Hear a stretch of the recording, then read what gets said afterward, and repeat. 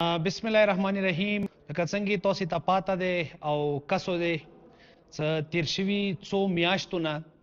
ایمو کورما کوم حالاتو سره مخامخ دی، کومه بدامنه فضا دی باندې تیره شوه، یا لیارې باندې یا ایمو څه کوم اشیای خوردنوش دي ایدي ډېر زیات کمای راغلو، ډېرې خلخوانې څه کومه دی هغه ډسټرب شوې ورسره مړي وشوله. نو دا ټولو وجه چې شی دی هغه جان دی. نو ایدی معاشرے اوسیدونکو په حیثیت سره مو دا محسوسه کا څه ویلې نه مو یو داسې قدم اوچات کو، یو داسې سټیپ اوچات کو چې هغه سره ایمو کوم مقامي خلک دي هغوی ته د جنګ نقصانات او د امن افادیت وښیو. نو اندی سوچ مو راوړو، انداز سوچ مو راوړو المصطفی ایجوکیشنل کمپلیکس ته، هغوی سره مو خپل آیډیا شیر کا څه ویلې نه مو خپل کوم لوکل خلک دي ایمو ځوانان دي دوی نه انویسټمنټ وشي، دوی نه ویلې کار ونه شي، دوی رویې مو ویلې بدالې نه کو څه مو دوباره جنګ طرف ته په کار دی لاړ نشو. نو اندی حوالې سره مو خپل ورکشاپ ته نماویر کا څه ارڅوی څه کورمې ته امن دوباره راولو. نو دا امن به څنګه راځي، څنګه به راولو؟ نو دا د دې لپاره موږ ته ډېر زیات محنت پکار دی. ځوانانو نه یې معاشرې څوره اوسیدونکي دي، دوی نه محنت ضرورت دی، سو دوی نه مو محنت وکړو او دوی رویې بدالي کو، دوی اټیچیوډ بدل کو او دوی ته موږ ته سکلز بیر کو څه هغه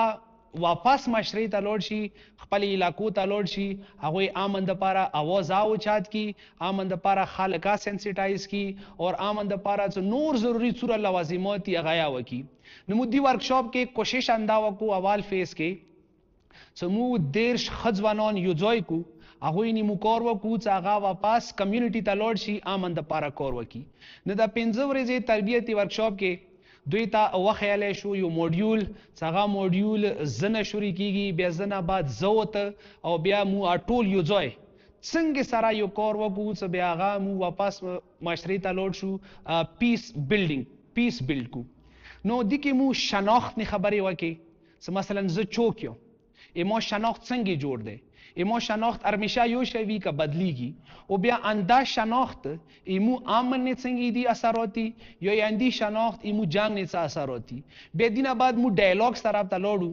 څکه مو معاشرے کې ان کیس ډیبیټ په ځای ډایلاګز طرف ته لاړ شو، یو بل سره کمپرومایز کول شروع کو، یو بل برداشت کول شروع کو، یو بل خبره وورو صبر او تحمل سره. پښتو کې څه ځکه لک تشي لک بزشم، لک بتشي لک بزشم او کته تشي او زشم نه بتشي نه بزشم. نو مو دی اسپیکټ نیا کور وکو څه معاشرے کې د پکور د ډایلاګز ته فروغ ورکی، معاشرے کې د مو انا یو طرف ته کېږدو کوم غټ مقصد دی هغه نه کار وکو، هغه ډایلاګز نه بغیر ممکنه نه دی. نو بیا دی بل کوم موډیول دی هغه ته مو سټیزنشپ نه یا وی ټوګیدر نه سو مو ټول مل کر بیا د معاشرې ته امن څنګه راوستای شو. په کار دی مو هر سړی دا ذمہ داری واخلو اونې کو چې زه دې معاشرې اوسیدونکی یم، نو مانې فرض دی چې زه د معاشرې کې امن دپاره کردار ادا کوم، هغه ټول وجوهات زه معلوم کوم چې څه د واجې د جنګ کیږي، څه د واجې بدامنۍ د کیږي، او ټول هغو شیانو نه کار وکړو چې مو معاشرې کې یو مکمل امن قایم کو. نو تر څو پورې مو کوشش اندا دی چې مو خپلې رویې نه دي بدالې کړي، خپل ځان مو کار نه دی کړی، امن مو زړه ته نږدې نه دی کړی، نو امن نشي راتلی. نو انداز ځوانان دغو ټولو خبرو نه تیر شوه. دی سره سره دلته دوی پریزنټیشن سکلز نه کار وشو، دوی کمیونیکیشن سکلز نه کار وشو، دوی ټیم ورک نه کار وشو چې سره به دوی څنګه کار کوي،